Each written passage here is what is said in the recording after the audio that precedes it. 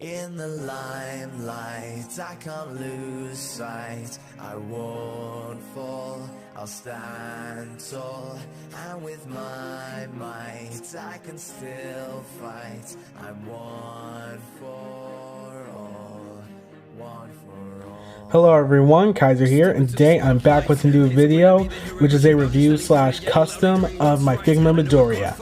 And before I actually got this figure, if you followed my YouTube channel for a while, you know that I actually made my own custom Midoriya a few years back. And while I do like that figure, I did want him to be more in scale with my Figma figures, and ever since then I have been building up like a My Hero Academia line. And so yeah, I wanted them to kind of scale with the Figma Midoriya whenever I get one.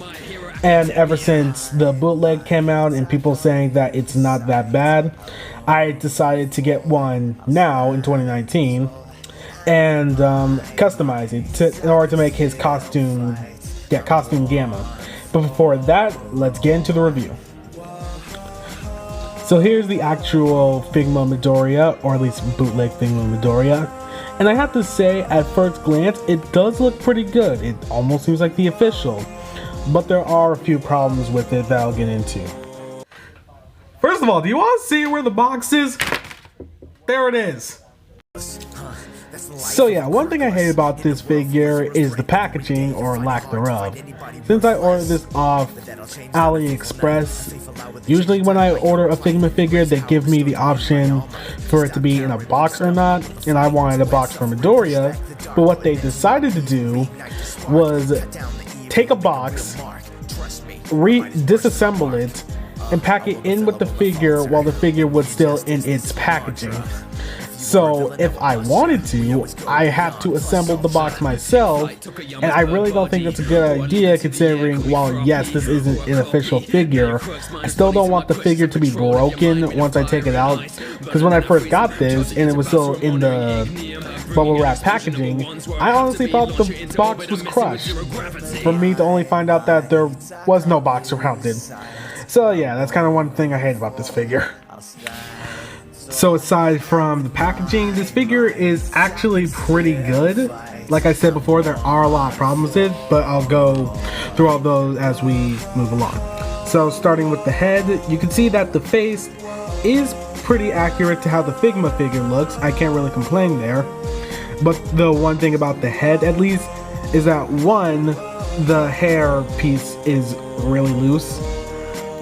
Since this connects the face and the hair together, it's just unbearably loose, so that kind of sucks.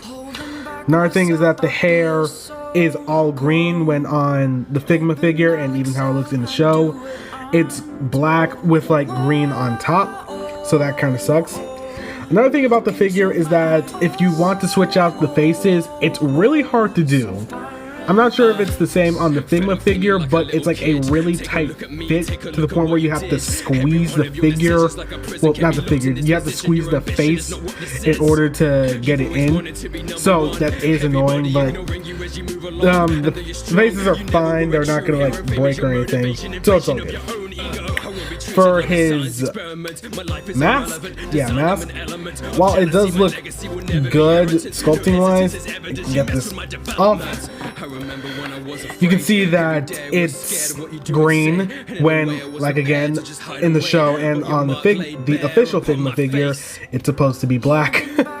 I'm not sure how exactly you screw that up. I'm guessing it was just a molding thing where they molded it green and just painted the white on it. But yeah, try and get this back on without breaking it. There you go. There you go. For the main body, it's pretty good. Again, sculpting wise, if you can see, the white paint is kind of sloppy, mostly under his armpit. I'm just gonna leave that there for now. Another thing I noticed is the arms are miscolored with the torso. I know that like his outfit does change color, but for the first one he got, it was mostly like a teal green. and like the body is a teal green, but the arms are like this light blue teal. I'm not sure if that's again because of how they painted it, but it is kind of weird to see. For the elbow pads, they fit pretty well. They don't seem like they're gonna snap off. I do notice how they're kind of like I do notice how they're like attached, since it kind of looks like it's a sleeve going across the joint. I'm not sure if that's how it's done with the original Figma, but if it is, that's pretty good. The belt is pretty good. No complaints here. I hate this hairpiece, Jesus Christ.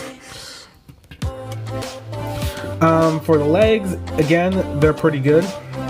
The same problem is there with them kind of being miscolored and sloppily painted. For the knee pads, those are also kind of loose. If you can see from this one, you just see how loose it is. So yeah, let's see. The shoes are probably the best part of this figure because of how good they look. I really like them. Yeah, there's not a lot to go over with this figure since a lot of people have reviewed both the official and the Figma, as I think it's called. And yeah, I say it's pretty good. For the accessories you get some fists, another pair of fists with a hole in it. I'm guessing for if you want him to hold something, I'm not sure what. And you get some open hands and the Delaware Smash. And as for faces, you get the normal smiling face, the angry face, and the worried / scared face. So it's not a bad variety of accessories. I was kind of hoping that mine would come with the alternate mask Deku head, because that would have been pretty cool, but no. But still, I'm not too sad about it since he never wears that thing. Have you noticed that? So yeah, when it comes to articulation, the head can move down that far, up that far.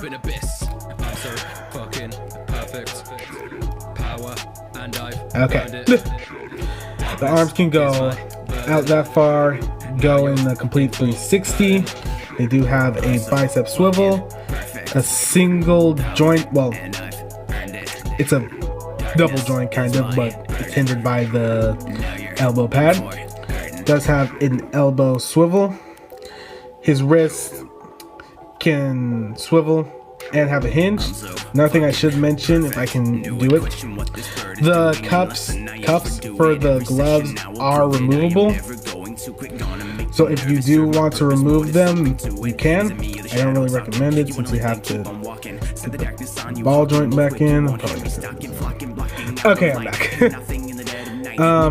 It does have an ab crunch that can go that far forward and that far back. It does kind of expose the joint here, but it's not that bad. It does have a waist swivel, and it can crunch that far forward and that far back.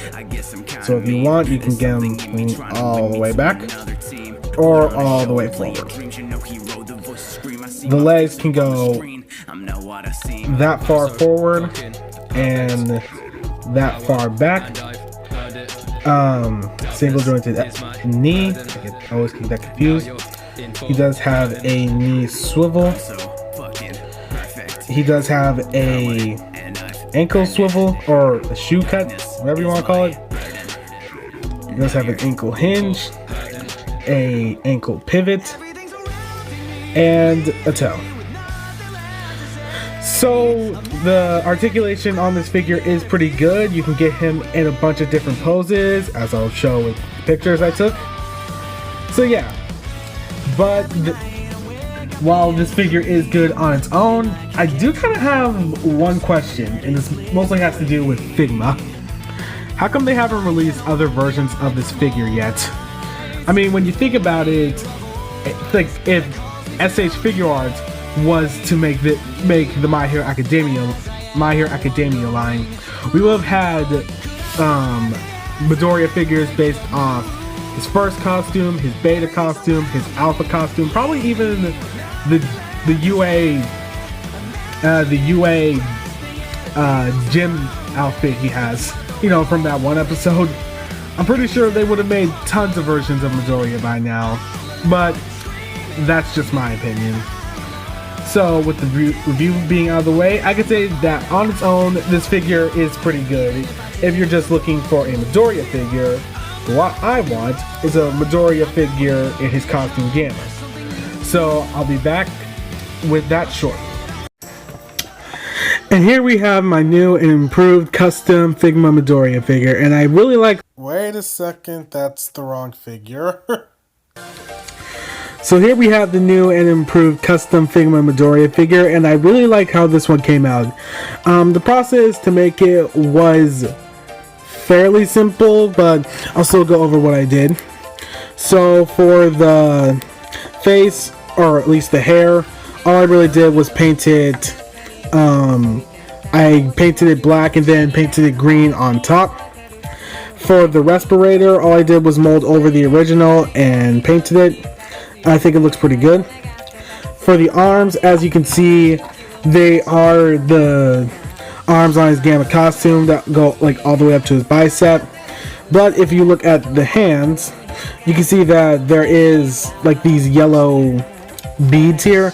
That's because I wanted to try and make the newer gloves that he got, like the additions to them, where it helps with his Delaware Smash. And so that's what I did. I pretty much took a few yellow beads and glued them onto the hands. And this isn't 100% accurate, but I do like how they look. And as you can see from the side, there's the glove cuffs. And all I really did for the arms was like add a bit of clay and tape to make the little glove cups or arm cuff here, and painted it. So it's pretty simple to do. The main body was also pretty simple to do, as it's just painting it teal or a darker teal. And if you're wondering about the gloves, yes, I did put all the beads on all the hands, as you can see right here. For the lower legs, all I really did was sculpt on the new, not the new, but I sculpt like the leg armor that he had. It goes all the way up to about here, and I painted that black. For his knee pads, again, I added the beads and painted them. Same goes for the lower legs. And for the shoes, this is pretty much all clay. It was kind of hard to do, but I was able to do it, and I was still able to keep the toe bent. So yeah, overall it was pretty simple to do. It wasn't that hard. I am still thinking of making more custom Figma Midoriyas, but yeah. And with that being said, let's get on with the size comparison. Here he is standing next to a few other Figma figures, that being Figma Kirito, Asuna, and my custom Sakura figure, since that was made from a Figma figure. And even though his proportions are different from these other characters, I still say he fits in pretty well. He doesn't look too out of place here. Here he is standing next to some other Shonen Jump heroes, that being Goku, Luffy, and Naruto, pretty much the big three. Again, I think he works here pretty well. Goku is definitely the tallest, but I think it makes sense that he'd be the shortest, considering he probably is the youngest. So yeah, still works here too. And here he is standing next to most of my custom My Hero Academia figures. If you're wondering why Kaminari isn't here, that's because I took him to, do a few repairs and just make him overall better, which I should do with some of my other figures, but I'll do that later. But for now, once again, I have to say, he does look a lot better. If we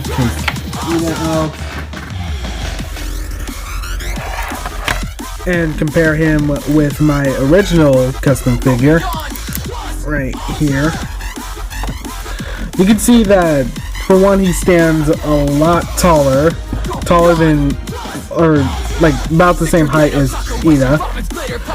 And while I still do like this figure, I'm definitely liking the custom Figma one more. But yeah, that's all I really have to say.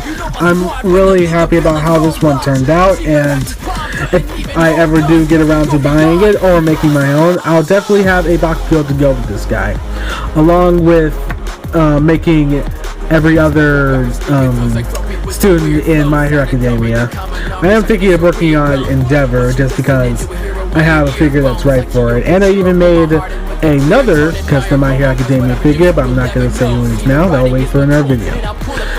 So yeah, thank you guys for watching, and I hope you enjoyed the video. See you next time.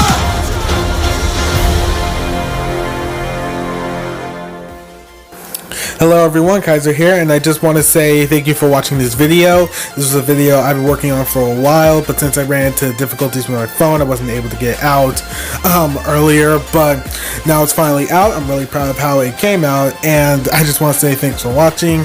I do have other plans for videos and different video series, along with trying to get some other videos I've had, you know, piling up, such as my Naruto stop motion video. That's something I want to get out as well, and hopefully with this new phone I'll be able to do that. So I want to say thank you guys for watching my content and sticking with me, and I'll see you guys next time.